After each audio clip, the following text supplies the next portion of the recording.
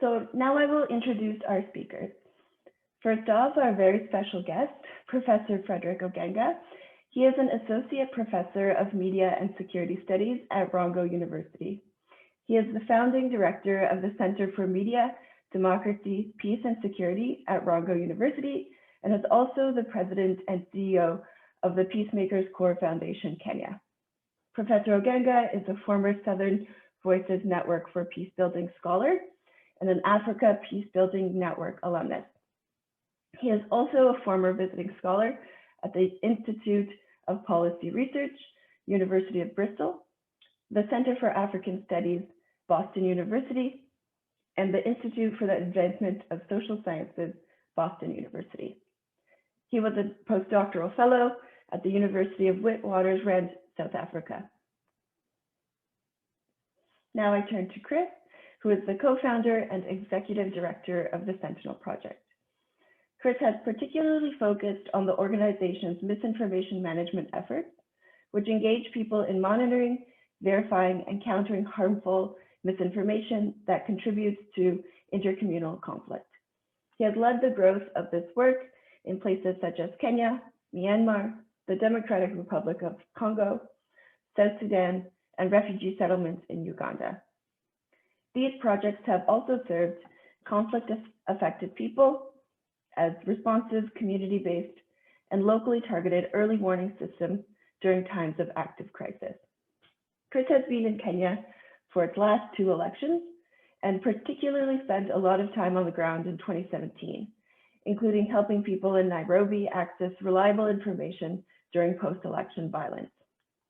Chris has also contributed to the establishment of hate-based hate speech monitoring initiative, which is focused on building the world's largest multilingual database of online hate speech by combining human networks and automated monitoring. And now to John Green Otunga. John is the Sentinel Project's East Africa Program Manager. He has responsibility for projects in Kenya, Uganda, South Sudan, Somalia, and the Democratic Republic of the Congo, as he helps local staff members and partners to plan and execute our projects. John has 7 years of experience in project coordination and management, working in humanitarian settings and fragile contexts, and thrives in developing deep relationships with disenfranchised communities, including refugees and those affected by violent conflict. In 2018, he won the Commonwealth Digital Challenge Award for his work on the Una Hakika project, and he currently serves as a board member of Amani FM, a community radio station established by Amplify Voices in partnership with the Sentinel Project. He is accredited by the Media Council of Kenya and has spoken and written about using information and communications technology to build peace around the world.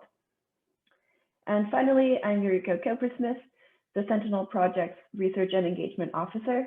I focus broadly on the organization's research, communications, and resource development initiatives across various project areas. So I'll stop there with the introductions, and now we will get into the question and answer panel with our panelists.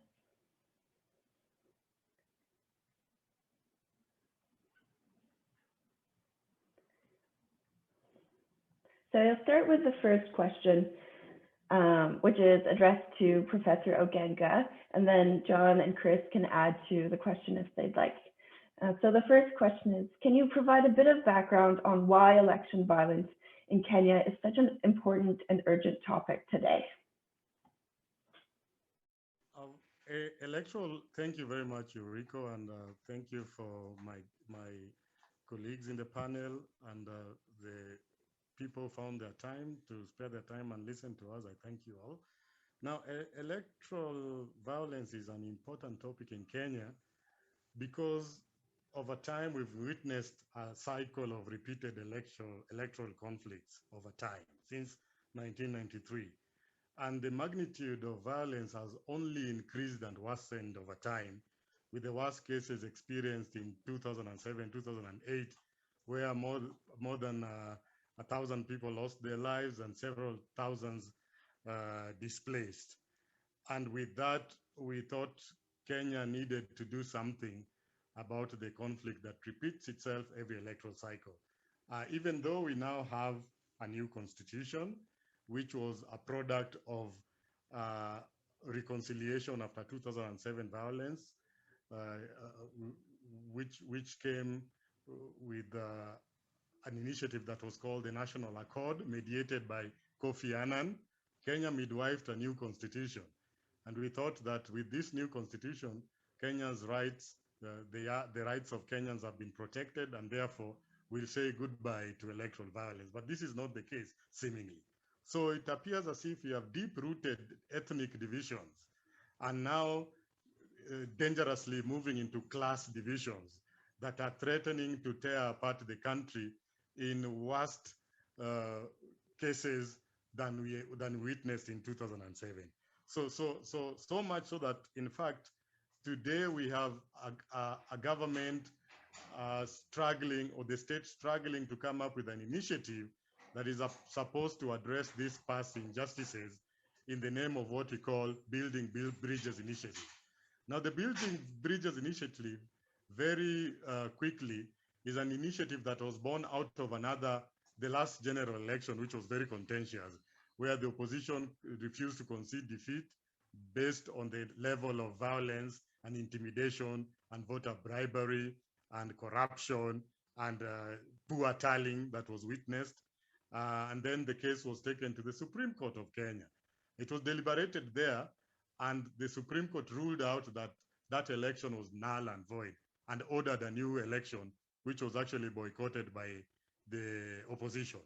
Having boycotted those elections, the Jubilee Party, which was the party sponsored by the incumbent, went on and won those elections, but with a volatile environment of polarization, where people did not want to see each other eye to eye, especially from different ethnicities. And it reached a point where there were discussions about secession in some parts of the country. And of course, this was so much so that everything was at a standstill. There was violence and chaos everywhere. We have these post-election spots marked up very clearly in the country. I'm speaking from one of those spots. And we could not walk, we could not go to the town, we could not, it was basically like curfew, you know, worse than COVID-19, because gunshots were outside and everything. So these leaders decided to come together and shake hands and forget about their differences. And they discussed about ways to change the country. And this is what, if you've heard that narrative, it's called the handshake. So the current President Uhuru Kenyatta and the leader of opposition Raila Odinga, who apparently are from different ethnicities, traditional rivals from Kenya's independence, with the Luos wanting to take over power, feeling marginalized, and the Kikuyu feel that they are rightfully supposed to be there, and that's their divine right, so to speak. So, and the rest of the communities also fall around those two binary opposites. So we found ourselves in a conversation, a national conversation of changing the constitution, which I told you earlier is called the Building Bridges Initiative. Now, the problem with the Building Bridges Initiative also, it has attracted a lot of opposition, because the current deputy president is also opposing the agenda of the current sitting president, and they're in the same party, elected in the same ticket, and now they're parting ways because the deputy wants to be the next president with the same kind of power that the current president is enjoying. So he's actually scattering the Building Bridges Initiative to the extent that it has found itself in the court. It was nullified in the High Court of Kenya. It was again nullified in the courts of appeal. The initiative was, remember, this is an initiative to change the constitution, to get rid of the winner takes it all mentality, which was identified as one of those key problems causing conflict in Kenya historically. So we have a situation where the state and the leader of opposition, because they joined forces, wanting to seek redress at the Supreme Court of Kenya again, to see whether the Building Bridges Initiative will see the light of the day. But again, it means that as we approach elections, there's no time for a lot of court cases and deliberations. So many political leaders are retreating to begin campaigning for the next elections, which also means that they're still campaigning with the same kind of context and ecology that always keeps us in problems every electoral cycle. And I'll cite some of those things. Some of those things we've witnessed that often take us to electoral violence are things such as weak law enforcement during elections, things such as bribery and corruption, poor electoral validation and tallying procedures, and in worst cases, misinformation. And then generally, the idea that we have a winner takes it all system, which is always competed upon the ethnic equation. So we have people mobilizing politically in terms of their ethnic groups, and then they're mobilizing the youth, and they're using social and other forms of media to incite Kenyans against each other. So we have high expectations because the seat is only one. And then the ones who lose, based on those factors that I've just mentioned in the electoral process, they don't feel that they've lost really fairly. So they end up causing problems, and the usual culprits are the youth. So we find the youth caught up with technologies that they use all the time and manipulate all the time. That is social media. And then we have them caught up in a class struggle of where it's pitted between those who don't have. It's called the wheelbarrow economics, where the vice president is selling the wheelbarrow economics, which is a bottoms-up approach, which others are not agreeing with, and they want a trickle-down approach to the economy. So the youth are caught up there, and they're being given handouts to demonstrate that, look, we care about you. Well, and those are just really campaign tricks and rhetorics.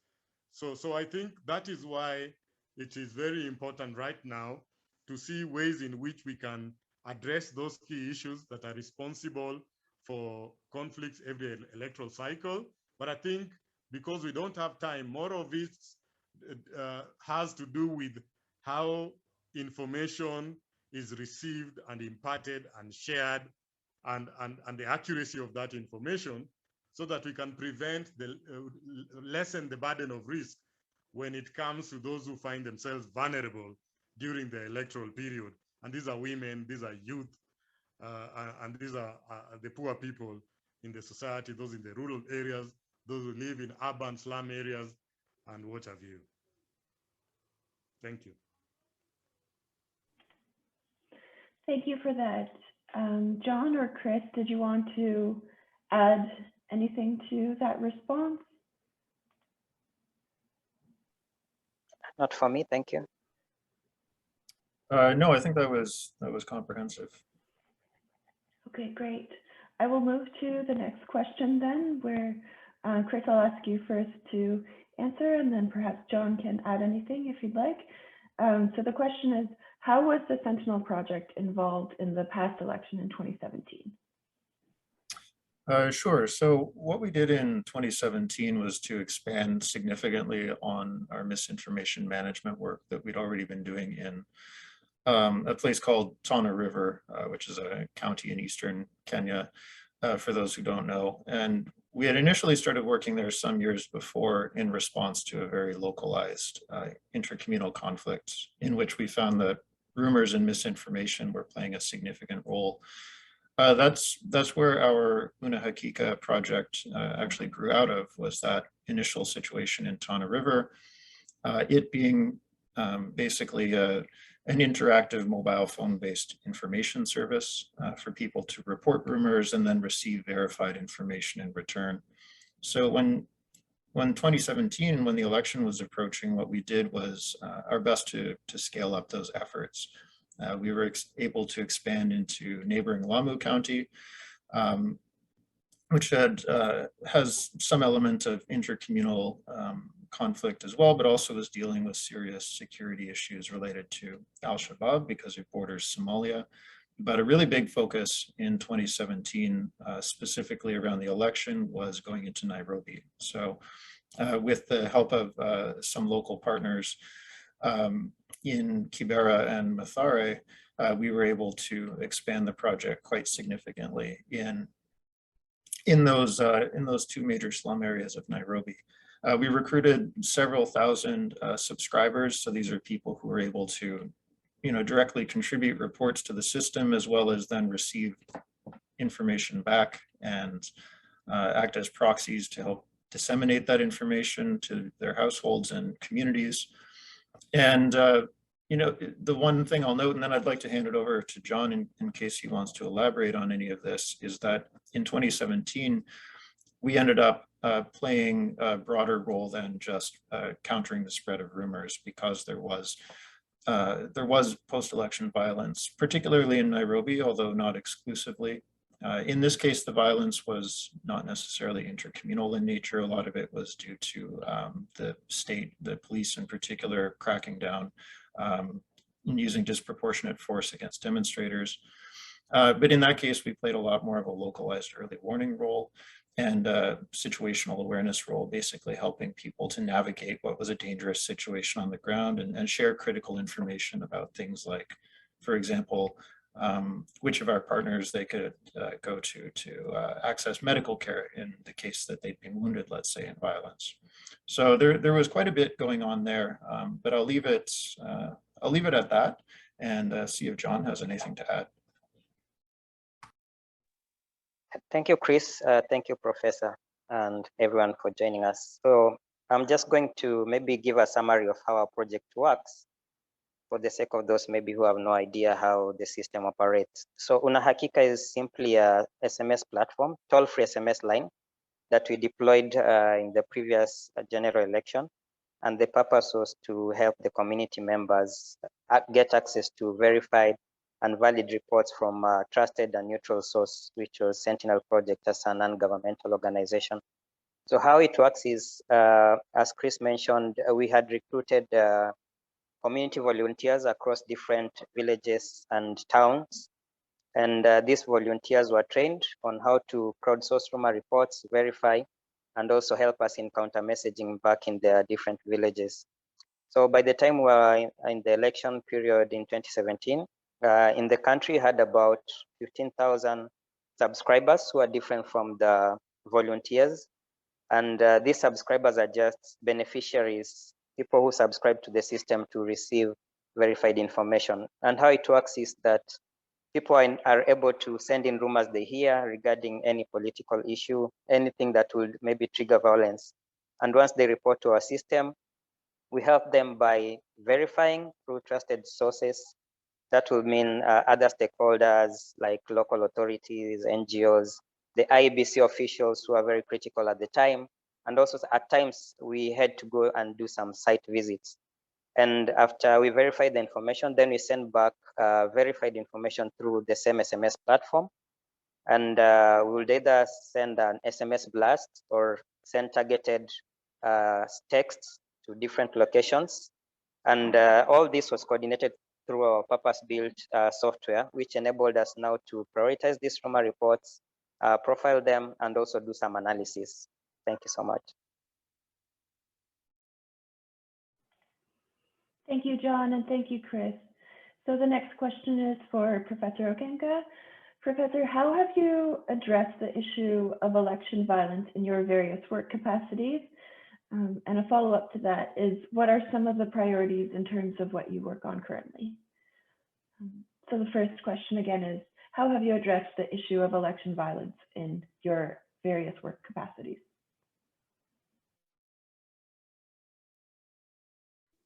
First of all, I think the issue of electoral violence, as deep as it is, compelled me to actually do some level of research. So I've done quite a bit of research in terms of what really brings us to where we are. And of course, this research has been media-centered research. And because I'm from a media studies perspective, and I notably see how the media plays a critical role when it comes to issues of information sharing and even releasing of information that are sensitive, that often triggers conflict during elections, like maybe electoral results and tallying. Those are things that we see in the media, and they are always controversial.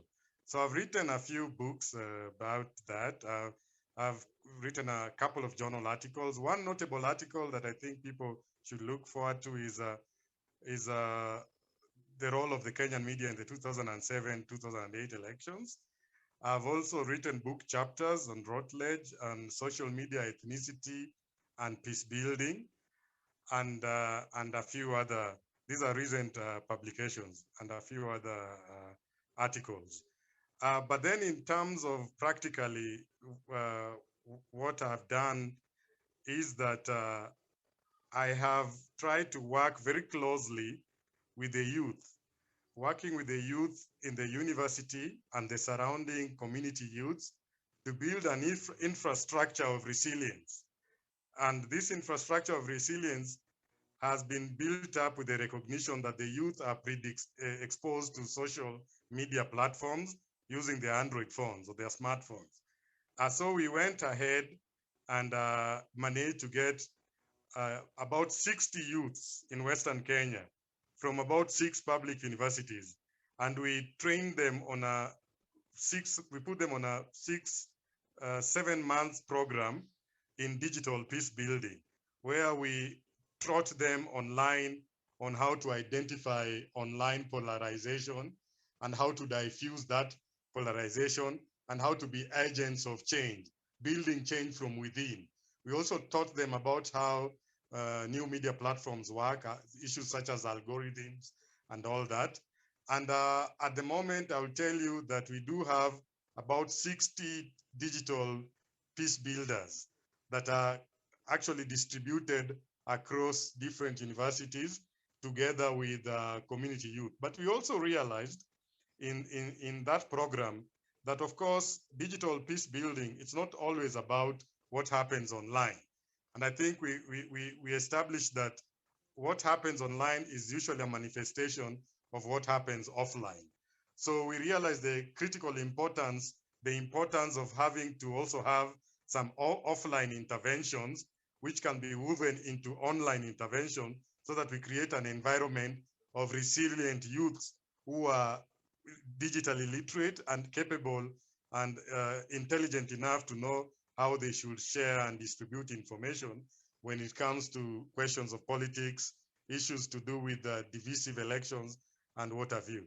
So at the moment, we are really actually dealing with that offline aspect of it as we walk towards 2022 elections. And the offline aspect of it, remember in my introductory remarks, I made a point about culture. And Kenya is a multicultural society. And you have 47 or so tribes, yeah? More than 45 tribes. And these tribes have their own ways of doing things. What binds us is that we all speak Swahili and we happen to be in one country. But therefore, really, we do have a lot of differences, and most of these differences are cultural. That is why during elections, people tend to believe those who speak their own language, and they listen to what those people are telling them, even if what those people are telling them is not necessarily the best for them. So we thought of an idea that can activate peace through culture, offline. Remember, I talked about online, but this is now offline. So offline, we are now trying to organize something called Welcome to Canaan, Karibu Canaan Peace and Arts, Music and Arts Festival. In this festival, which we're going to host in one of the post-election violent, the hotbed of electoral conflict in Kenya. This is where the bubble begins. The electoral bubble of violence in Kenya begins in a city called Kisumu, in a township of poor youth called Kondele. So this activation will happen in Kondele. It's going to be a day-long activation where we're going to feature different artists, musicians, and people from traditional dancers are going to give us a mix of different ethnic languages in terms of arts and culture. And through that, we're going to spread messages of peace and discourses of peace around the upcoming elections, because we are seeing signs are already telling us that the drums of violence are already being beat from different parts of Kenya. So as peace builders, we thought that it's necessary before we go also online, we look at what we can do also offline, so that whatever we come out of as a package in our toolbox for peace building, we can carry it online so that we can be able to share this information broadly to a broader audience in Kenya. And this is where our work at Peacemakers Core Foundation is really dovetailing with what John talked about and Chris, the Sentinel Project, because in the activation, we think that we have a way in which we want to collect data from ordinary Kenyans through something we called a truth wire. A truth wire is simply a wire like a clothesline, where we're gonna hang placards and give people felt pens during the festival and ask them to respond to a few questions. One of those questions would be, what is really at stake? What is at stake if Kenya was to go for violent in 2017? What are Kenyans possibly going to lose when we go for violence? And people will respond to that. Another possible question would be that what would Kenya be like if it was not for the violence, repeated cycles of violence that we witness? Then they respond to that. Then the final question is that you as an individual, what are you prepared to do to make this election peaceful? And we're gonna use that data to act as a baseline, which we can move ahead with as we try to come up with response mechanisms and interventions that are working, of course, in collaboration with Sentinel and Plus Peace from Washington. And of course, this together with the SMS platforms and ways of reporting misinformation, and together with social media literacy, we think that we can have a target of perhaps reducing the level of violence or polarization in Kenya in the upcoming election by a significant percent, maybe even 60%.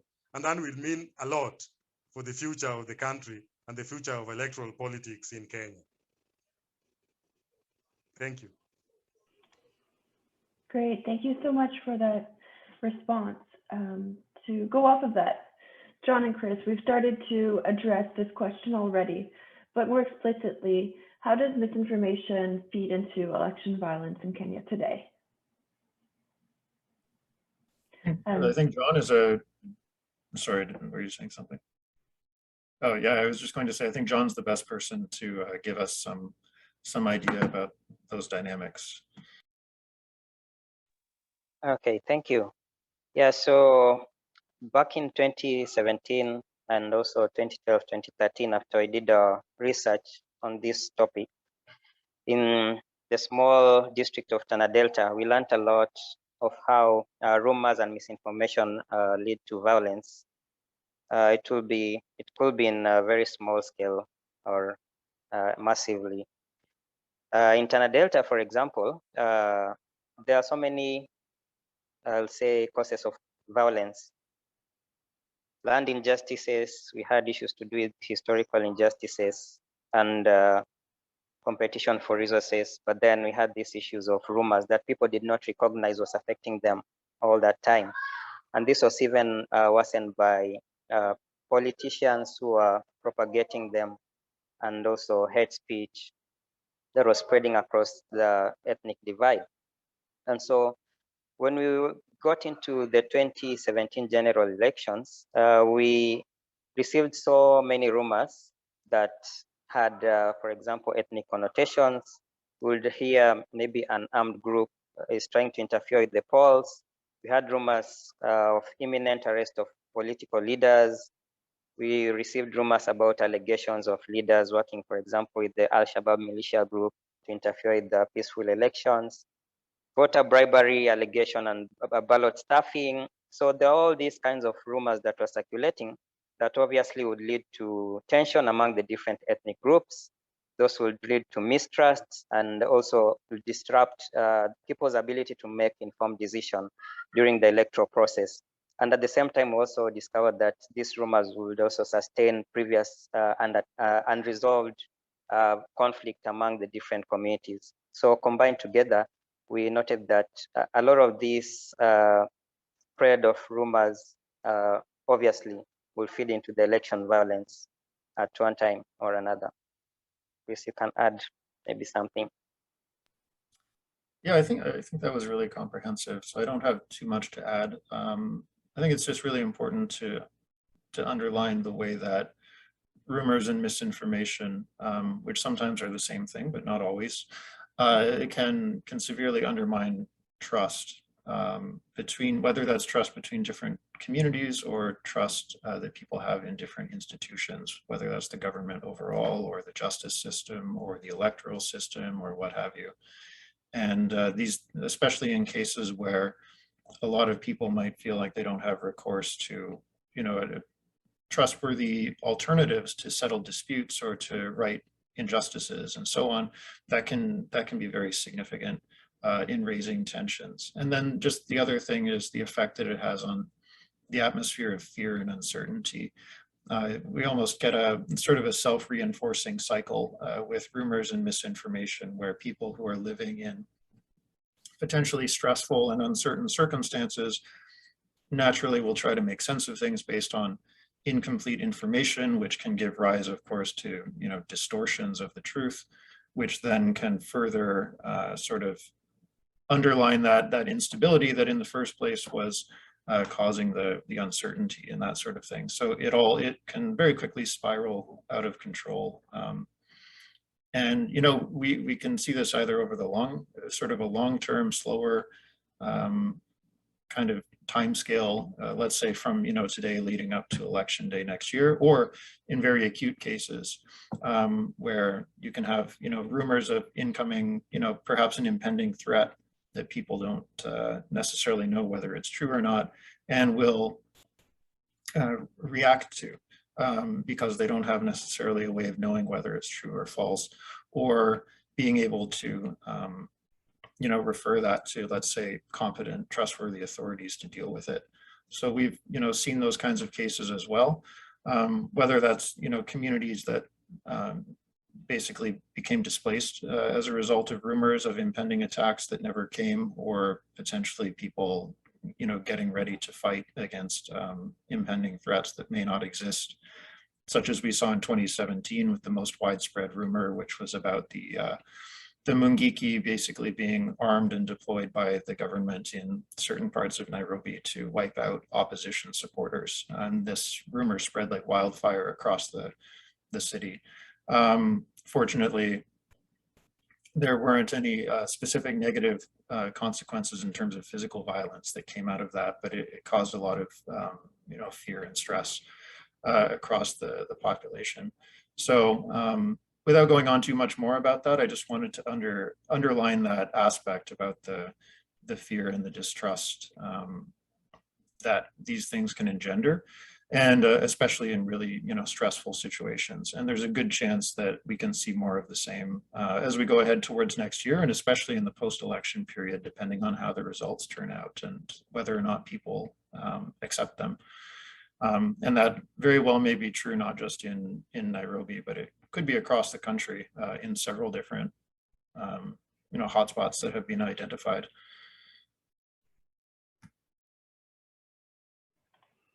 Great, thank you for that, Chris. The next question is also for you. We've started to talk about this a little bit, but what more can we do at the Sentinel Project in terms of preventing and mitigating violence? What are some of our priorities in terms of what we need to work on? Sure. So I'll speak about that. And of course, this is from a Sentinel Project perspective, but I should preface my comments by saying that we very much, and I think we'll reinforce this kind of later on, especially as we get to the Q&A, we're very much looking to have a collaborative approach to all of this, whether that's in trying to improve the work that we're doing ourselves or the ways that we work with other organizations, because we don't want to necessarily duplicate effort or find ourselves unintentionally in competition with other organizations when we all really need to be aligning ourselves. But speaking very specifically right now about what the Sentinel Project wants to do, there are basically three key things that we're looking to do. So one is, as we've been talking about rumors and misinformation, is to expand our Una Hakika project, have a presence across as much of the country as possible, especially focusing on the high-risk counties that we've identified. So without listing them all right now, there are 15 critical counties across the country that we're aiming to cover ahead of the election. What that means is, of course, establishing a presence of some sort for our team in those areas. But the big focus is to get as many people as possible enrolled into our system, whether as SMS subscribers or engaging through other communication channels like social media, WhatsApp, or a mobile application that we're developing as well. As John mentioned, in 2017, we had about 16,000 people in our 3 different counties. We're aiming for significantly higher numbers if we're able to hit the targets that we're going for geographically. So the other important thing that's going to come along with that, and is very complementary with expanding the coverage, is building relationships with other organizations to share information and coordinate our actions that are related to both prevention and mitigation as well. I think it's critical to have those collaborative relationships for a whole variety of reasons. For example, as Professor Ogenga was explaining, Kenya is a multicultural country, and the way that things work in one county versus another, or even as we've seen in one village versus another, can be very different. So it's important to be working with people, and this is something we always emphasize, people in organizations who are on the ground and have that really localized knowledge. So that's a good way to expand our reach, but also make sure that what we're doing is locally appropriate in various places. I should emphasize that part of what we're doing along the way is building all of this upon past work, both technical and otherwise. So for example, a lot of the research that has gone into this in terms of the action research of actually doing the work has been supported by, the International Development Research Center in the past. Right now, we're working on improving our software for managing all of this process, particularly with support from the Humanitarian Grant Challenge.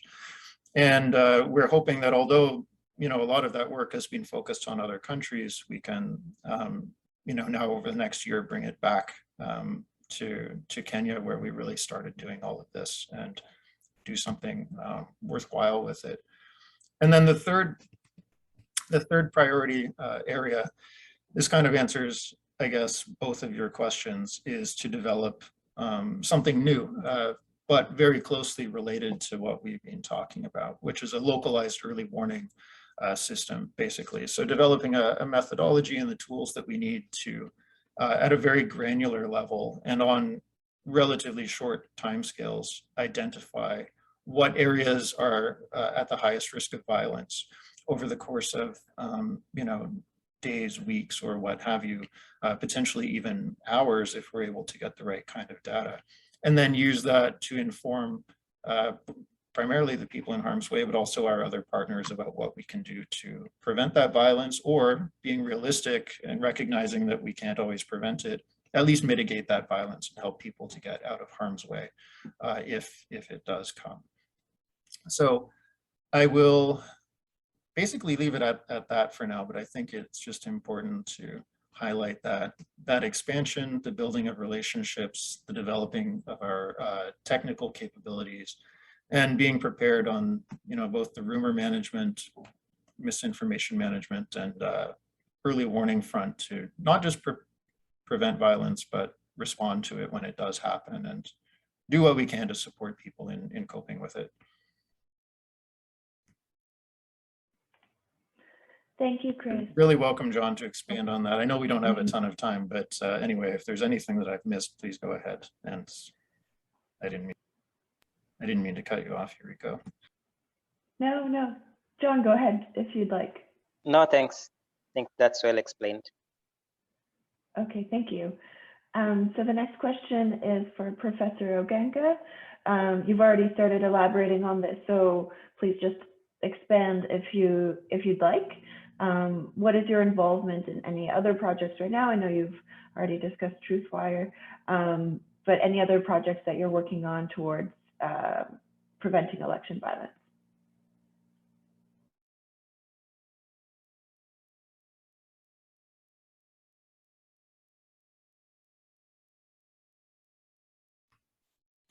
You're on mute, just so you know. Sorry, I was on mute. Yeah, this is speaking to really what Chris also and John has alluded to.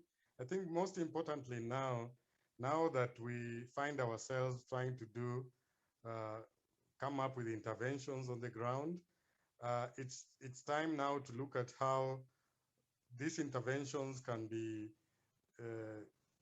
synchronized together in a way that we can find ourselves in a big movement that can be able to make an impact on preventing electoral conflict and violence in Kenya. And I think the peace activation that I spoke about is not a day's event. It's actually the event is that the Arts and Music Festival is just a launching pad.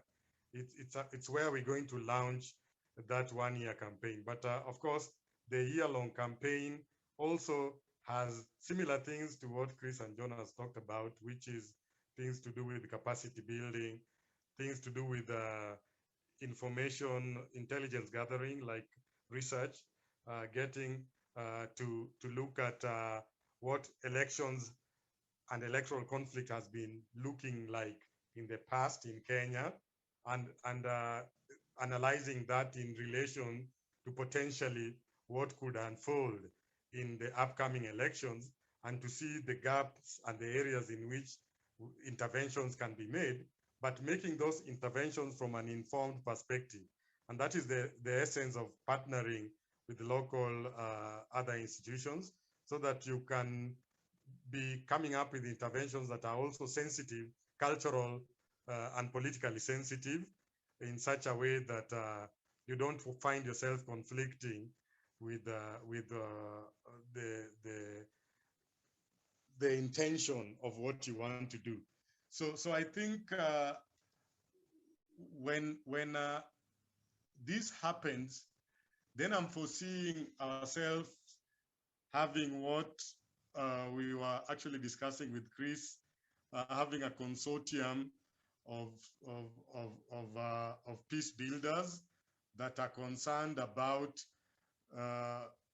the unfoldings in the local context, local ecology, what really happens there, and how this can be packed together, and a toolkit can come out of that can be used online to spread it across, so that we can use it as a preventive mechanism and a way of sensitizing or even early warning when it comes to issues of electoral conflict in Kenya. So I see a lot of convergence in what we can possibly do. So the idea is to make sure that we have an organized system of cooperation, and we agree on the parameters and the scope and be realistic about what we want to achieve at the same time, given that really we are counting days. I think Chris reminded me that it's 365 days left today, and we are seeing a lot of political activity in the country, and we are already seeing a lot of polarization with the Ministry of Interior or warning people against online hate and vitriol. So I think it's upon us to find ways in which, even if we had different ideas on how these ideas can now be harnessed together, so that we can build a momentum that can possibly make a difference. So Eureka, I don't have much to add on what I already explained before, like the Truth Wire and others. But all I can add is that the agreement going forward is that it appears as if there's something we all have to do each day going forward until the elections and after the elections. And I think there's so much to do. There's so much cut out for us. And the rest is just how we can mobilize ourselves, mobilize the right resources, mobilize the right partners to make this a reality. Thank you, Professor. That flows really nicely into my next question, which is for Chris and John. What do we need to make these priorities you raise happen in terms of partnerships, funding, or other resources? How can our supporters make these projects a reality? I don't know, Chris, if you want to begin, and then John can jump in. Sure, I can say a few words and then let John add. So I think first off, I want to underline want to highlight and emphasize the urgency of the situation. Not to offer this as a correction to what Professor Ogenga said, but in fact we have from today 348 days left until election day on August 9th of next year. So it's not even a full year, which is not nearly as much time as it might sound like if we're serious about scaling up the way we want to. So the urgency is really there. In terms of what we actually need, I'm sure that nobody will be surprised to hear that funding is critical to any scaling effort like this, but particularly one that is so urgent and needs to happen rapidly. We have a lot of the technical infrastructure in place to do what we need to do, but as much as this is a technology supported, technologically facilitated, let's say, project, there's a lot of on the ground work that needs to happen, and that's really critical in terms of actually engaging with communities, spreading out, helping people to be aware of the availability of the system of Hakika, and what it does and how to properly benefit from it. So there's a lot of public engagement activity to be done along those lines, and that of course does take resources. The second aspect I've already covered before is partnerships to help us grow our geographical presence and gain those important insights on local dynamics. And when it comes to partnerships and any kind of collaboration, as I hope I've made clear, we're not looking to basically take over from efforts that already exist or anything like that. We want to have a complementary approach. So this means also, whatever you want to call them, consortia, coalitions, networks that already exist of organizations that are working on, preventing election violence and building peace around next year. We really want to get connected into those, or failing that, play a convening role ourselves to try and bring together all these like-minded organizations with common goals. So I think I'll leave that for the moment and let John add anything that I might have missed. Yeah, thanks. I think I'll just add my little voice and say it will also be great to get feedback on our approach. I'm sure most of you probably have gone through and learned how our system works. And as we also see a massive shift into the online space and the rise in misinformation and rumors also on the online platform, it would be great to maybe get to know what you think we should do best and areas we should improve on. Great. Yes, definitely. We're always happy to have that kind of feedback to see what we can do differently or do better, because this is an ever-evolving kind of issue that we're dealing with, so our approach always needs to evolve as well. And we know, of course, that there are other people also working on similar issues, or what I would call adjacent issues, like maybe with more of a focus on hate speech and incitement and that sort of thing. And those have in our view, a very close relationship to rumors and misinformation, and sometimes it can be difficult to disentangle them. So in particular, we want to be aware of who is working in those sort of topic areas in Kenya right now to see how we can align. So I think just to wrap up, the most critical things that we need, not just the things that we need, but the things, because we've already covered that, but the things that people can do to help us get there, would be number one is informing us of their own efforts. So if there are people, who are on this call or who are, have people in organizations in their own networks who are already starting to work on similar initiatives, please contact us and let us know if you're interested in working together somehow or coordinating we're really happy to have those conversations. Then, coming out of that, basically collaborating to support each other's work, whatever that might happen to look like. I think at the very least, we want to have a pretty cohesive, collaborative information sharing mechanism set up as we get closer to the election period next year. And then lastly, of course, helping to identify funding opportunities, especially if we can also approach those collaboratively.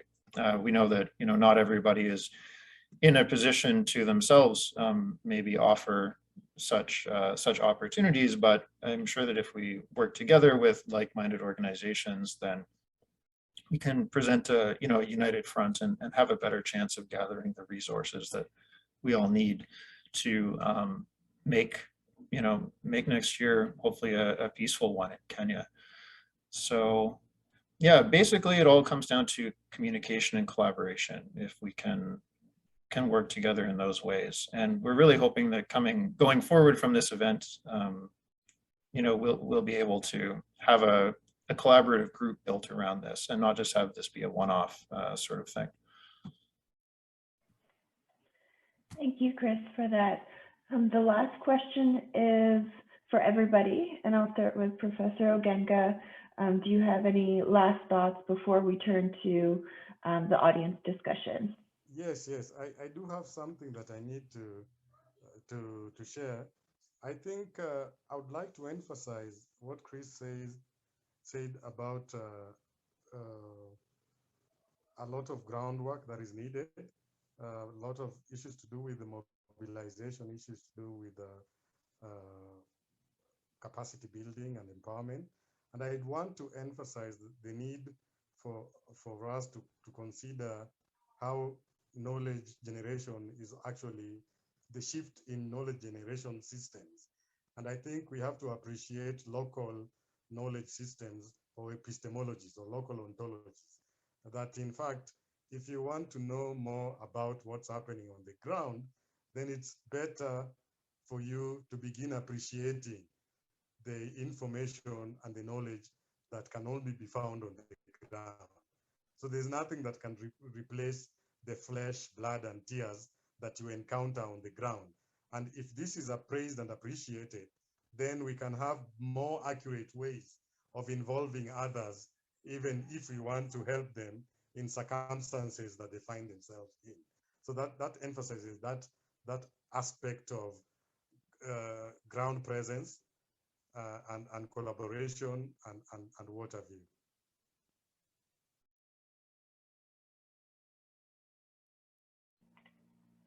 Thank you, Professor. John or Chris, did you want to add any last thoughts?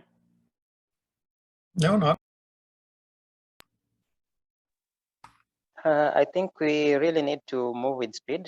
I'm actually just reading one of the captions on our news I posted a few minutes ago that says the CS Fred Matiang'i, who is in charge of interior security, dismisses DP Ruto's hustler narrative and likens it to Hitler's era. So that's already showing that where we are heading, things are not going to be really good.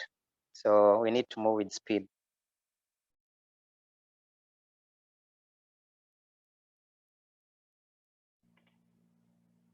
All right, thank you, John, for that. And I think it's time now for us to move into the audience discussion.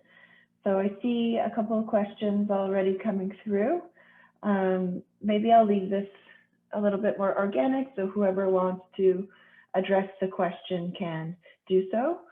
The first one that I have, let me just go into the chat. The first one that I have here is the president and vice president originally joined together saying that this alliance would bring peace in Kenya. Now that the president and vice president are political opponents, does this present a risk of violence to people living in the North Rift Valley, where there was so much violence following the 2007 national election? So whoever would like to address that, please take the mic. I think that's definitely one maybe for John or Frederick. Sure, there is a highly likelihood that the Rift Valley area will be in trouble if we continue seeing these kinds of events taking place where, like right now, the deputy president feels is demeaned and the trust is broken between the supporters of the deputy president, who are the Kalenjins, and the Kikuyu community who are considered by the Kalenjin community as betrayers or something like that. So in Eldoret, North Rift, we had in 2007, it was one of the most affected areas with the violence. And the major communities that had a clash was the Kalenjin and the Kikuyu. So we don't want to see a repeat of the same, but the way things are, we can say we are almost heading back there. Oh, yes, John. I can actually add my voice there. You look, the problem, and that's why when I made my remarks earlier, I think I talked about historical injustices and historical grievances. One of those grievances that are historical are land grievances. And there's usually, historically, most of the Kikuyus, because Kikuyus are the majority in terms of numbers, are settled or were resettled in the Rift Valley. And really, Rift Valley is predominantly occupied by Kalenjins and Maasais, Nandis, and what have you. So they were settled there, of course, which is not their ancestral land, so to speak, but they found themselves there. So we have this narrative that often pops around, where it's either people wanting to take political mileage out of scaring others, that often brings post-election violence, that if you don't support us, then we will remove you from these lands that you're occupying, because after all, you're not from here. And of course, these are not people who settled there the other day. These are people who settled there in the 60s, actually right after independence. Some of them were actually settled by the state during Kenyatta, the first regime. And so moving forward, we find that as a discourse in the land question is a big question in Rift Valley, where misinformation and rumors and scaremongering tactics are always used. In 2007-8, for example, we had people sending leaflets called Madoadoa. Madoadoa meaning that these are blemishes. These are people who are not supposed to be here. And if they don't vote for us, we will kick them out of these spaces. And of course, that was being said on some traditional Kalenjin radio station.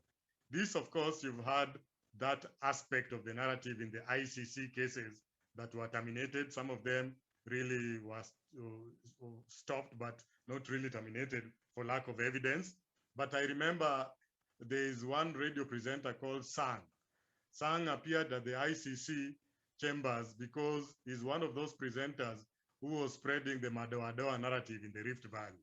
So the Madoadoa narrative, or blemishes narrative in the Rift Valley, that seeks to scare political opponents who do not support them, that they risk losing everything that they the struggle building up in the Rift Valley is still real.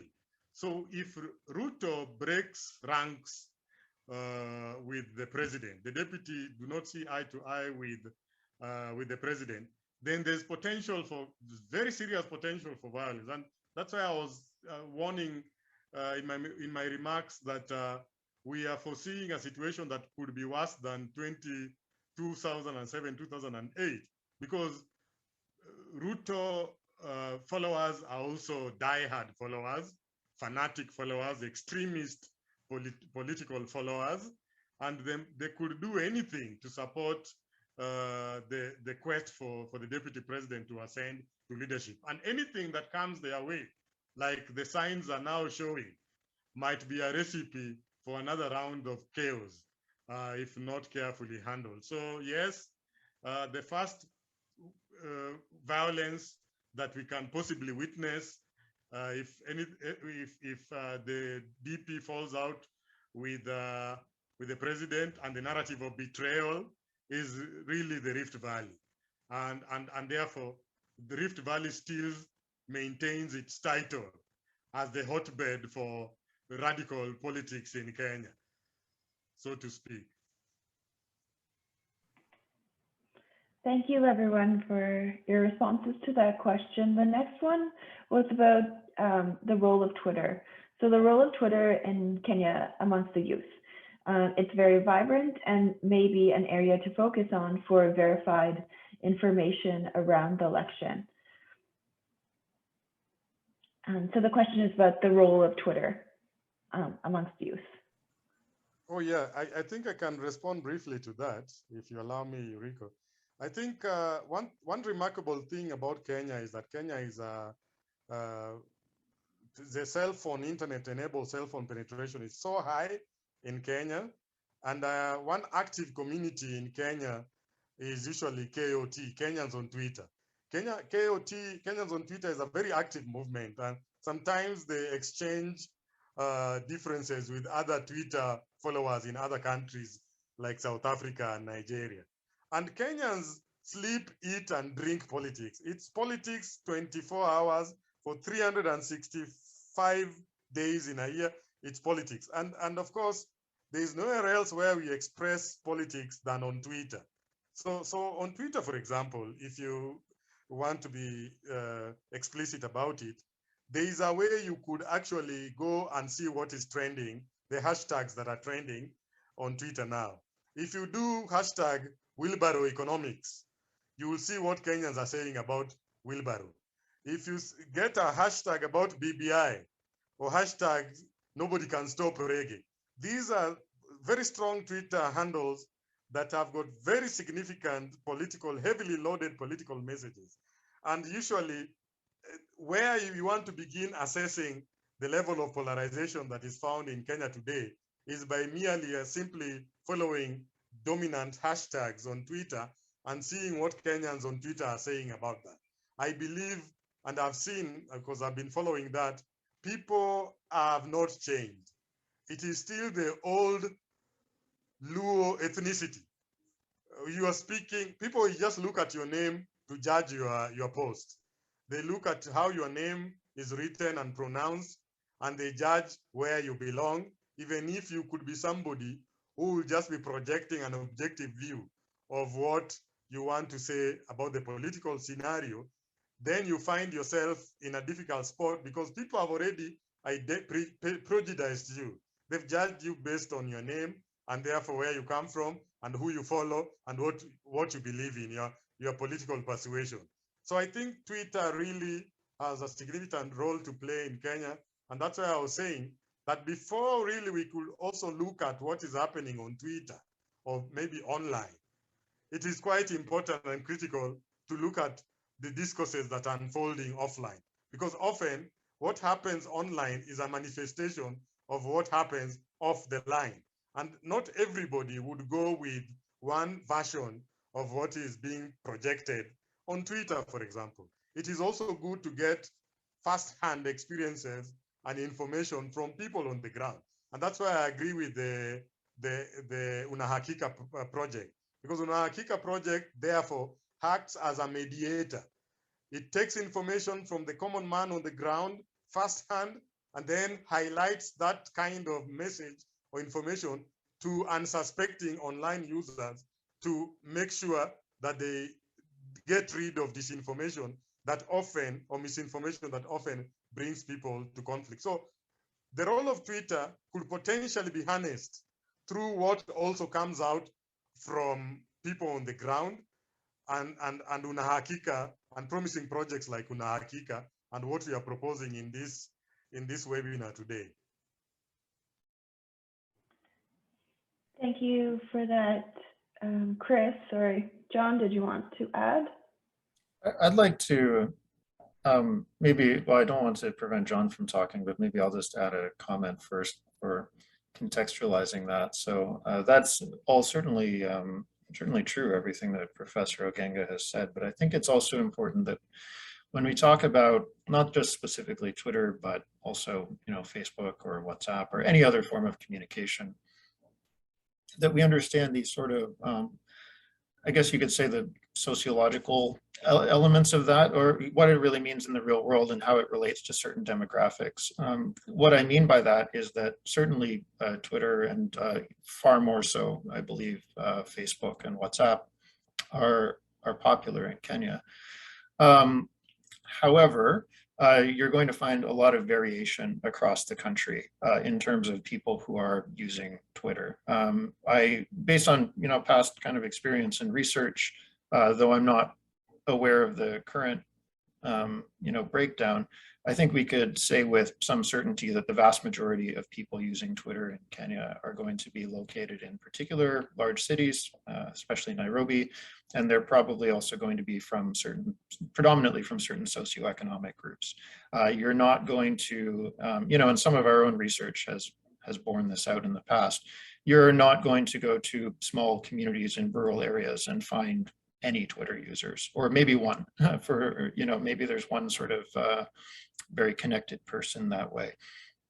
So it certainly is, important to look at it. It's part of the overall context, but we need to consider who is actually using it and how, how connected are they to, as Frederick said, kind of the common person on the ground. Is this truly representative?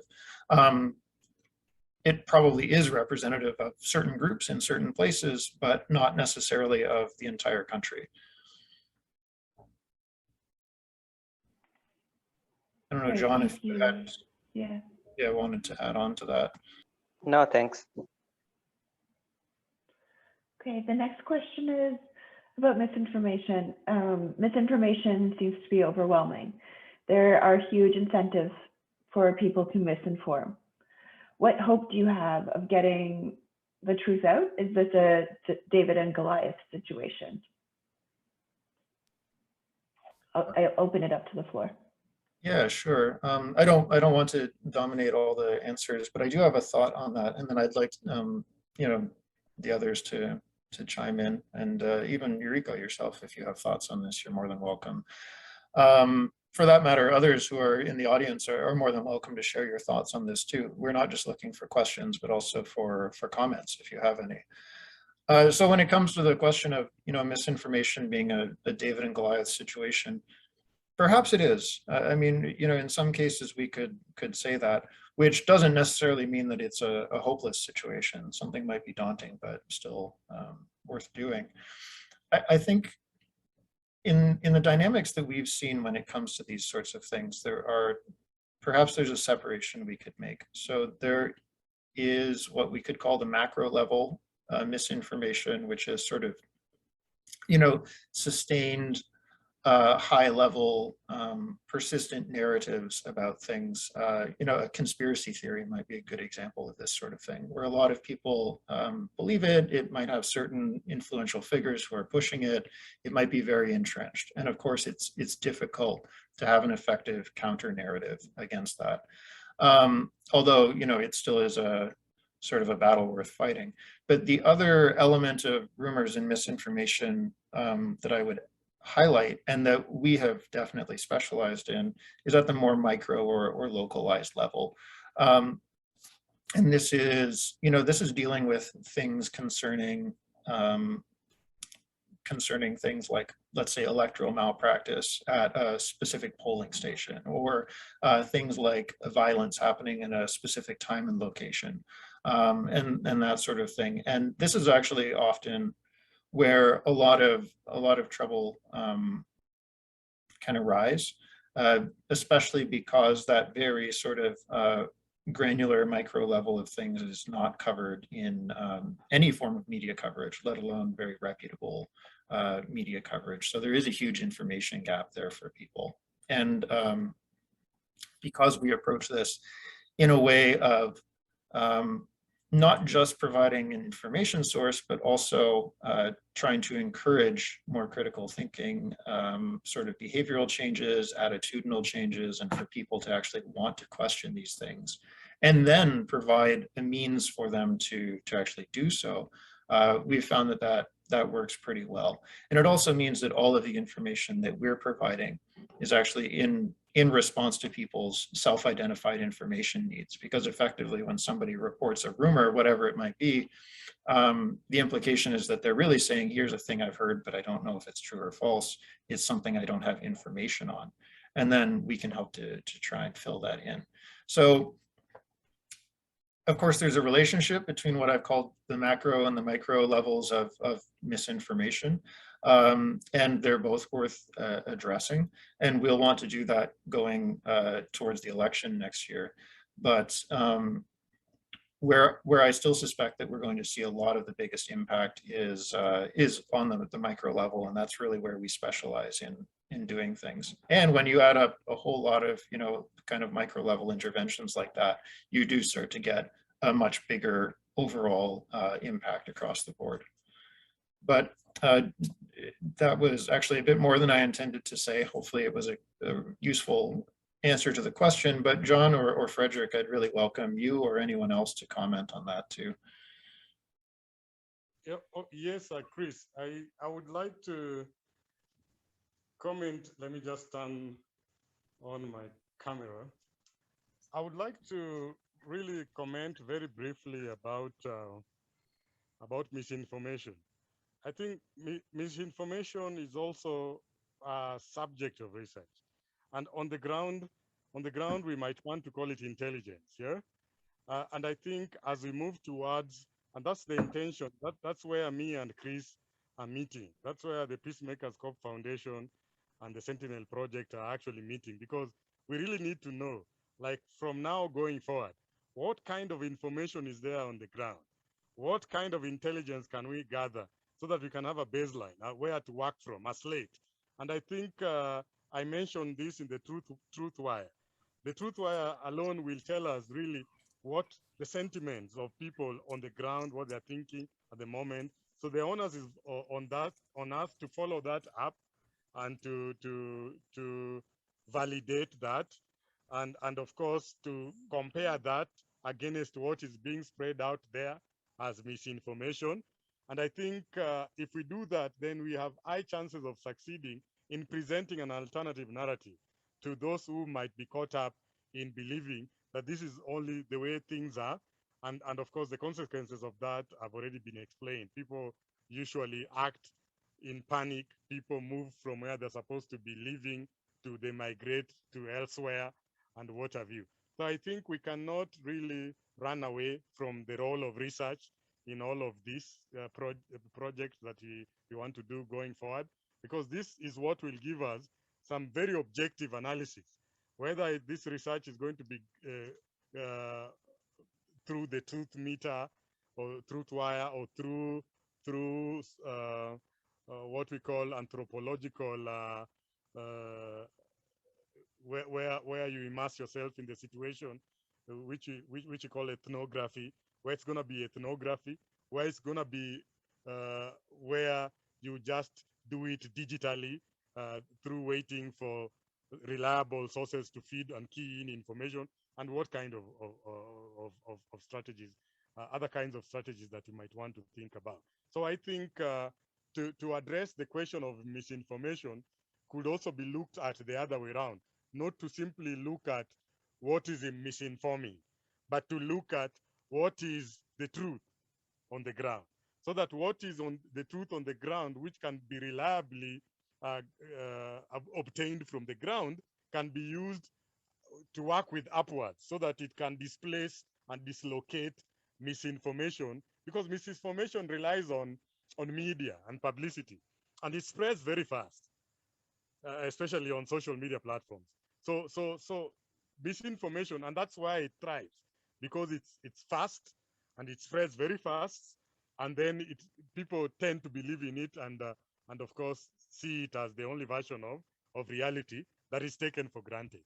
But of course, if you have facts that are verified on the ground, and you project those facts through sources that are verifiable, that are reliable, perhaps even first-hand sources that could also be sources that are giving their own narrative on the ground, through interventions like Unahakika.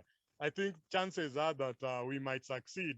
We have high chances of succeeding in dislocating the kind of popular misinformation that is spreading across media platforms and other areas. So I think we must not overlook the value and the role of ground research and field research for this kind of intervention. I thank you. Thank you. I'm just going through the chat now. We have another question that has come through. So political misinformation many times may be based on views and not necessarily facts or news. These views may also be based on truth, but many times are taken out of context. What are your views on countering such misinformation? And I open that up to the floor, to our panelists, anybody in the audience. Yeah, I think I'll just quickly say that we don't see it as being our role to necessarily comment on people's views when it comes to things that are opinion-based. We're not here to necessarily police bad opinions. Our focus is more on just ensuring that people have access to accurate information, to know what are the facts, what is the truth, and then ideally use that in order to make better decisions on their own. We want to help people, I guess you could say, to know the right things, but it's not our job to tell them what to think.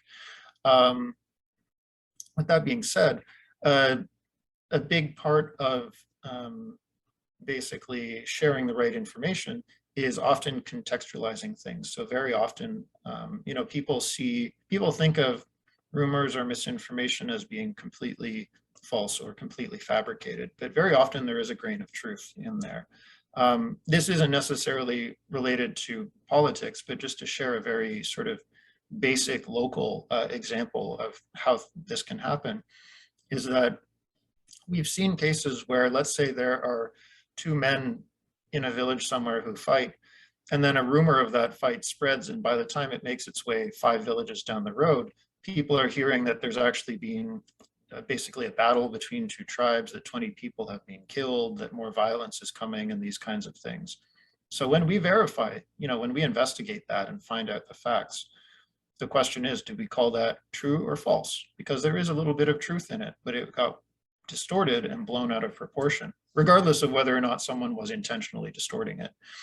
So what we would do in that case is go back and tell the relevant communities, okay, well, these are the facts as we've ascertained them.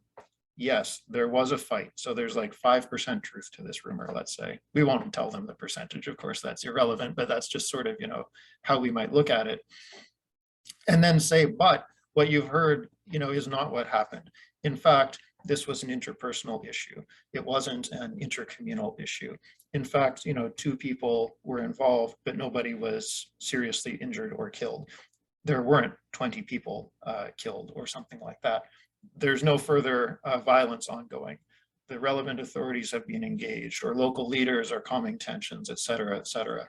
And we find very often that that type of intervention can be very effective. Now, what does that same approach look like when we're talking about, political issues, especially very widespread ones? I think that's an open question, but that's something that we're very happy to discuss with people, especially as we, go towards August 2022. But I'd certainly welcome anybody else to add on to what I've said there.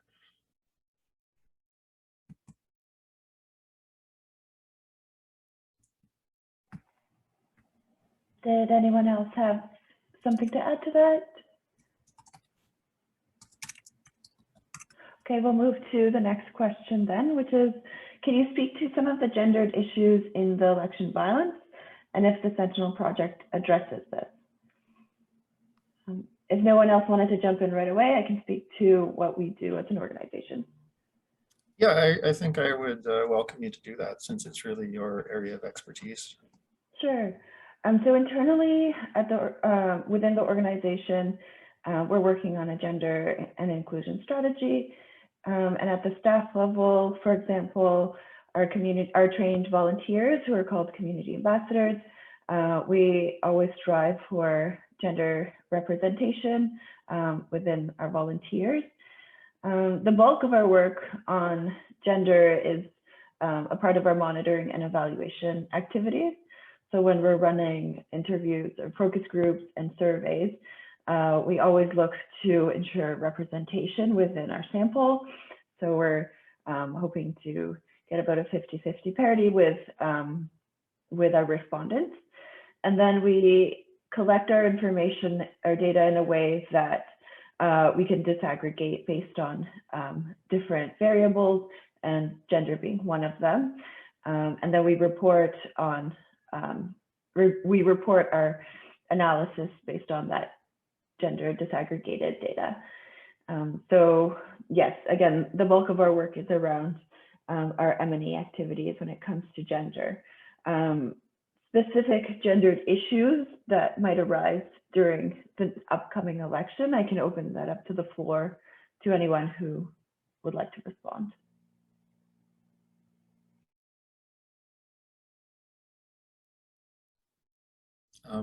Maybe not. Well, there's just one thing I'd like to highlight that isn't specific to the election necessarily, and gendered issues, you know, in an electoral context.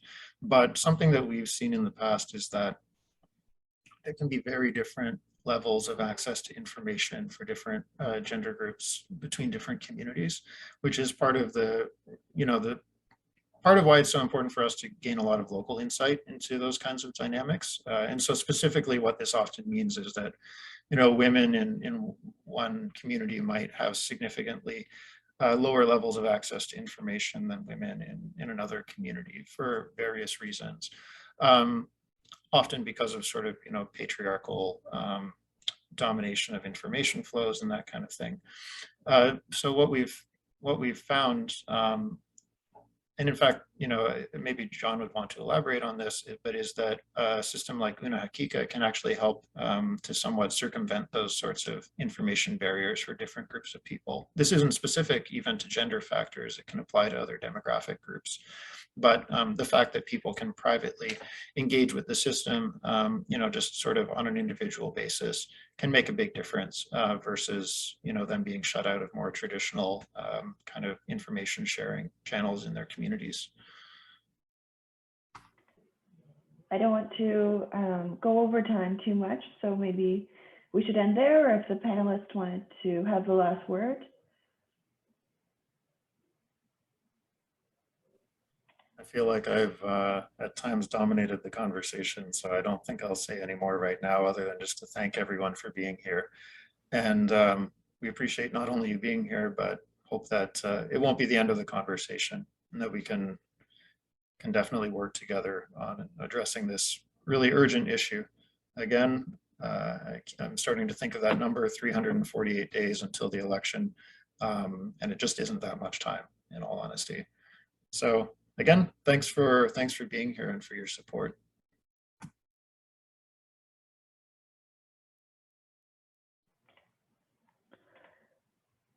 So thank you very much for your participation in this event and in our work in general. We really couldn't do what we do without our supporters. And among all of the pressing issues in the world right now, we are really grateful that you decided to spend a part of your day with us today. I dropped the links to our fundraiser in the chat, and I'll do that again now. We will also, sorry, just give me a second. We will also be following up with everyone who registered for today's session to give you the option of receiving more updates on our election project, invitations to future discussions such as this, and opportunities to work together. We hope that today's session was not just a panel discussion, but really the start of a community working together to ensure that the 2022 elections are peaceful in Kenya. So please get in touch with us. I saw a few people drop some suggestions in there and their email, so please do so if you'd like. And thank you again to Professor Ogenga for joining us today. It was really, his comments were really insightful, and we really appreciated his participation. So I'll leave it at that. Thank you, Rico, as well. And thank you, Chris and John and everyone else.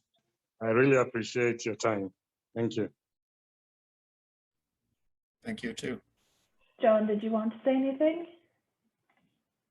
No, just thanking everyone who showed up for the meeting, and have a good evening, have a good morning, wherever you are, a good day.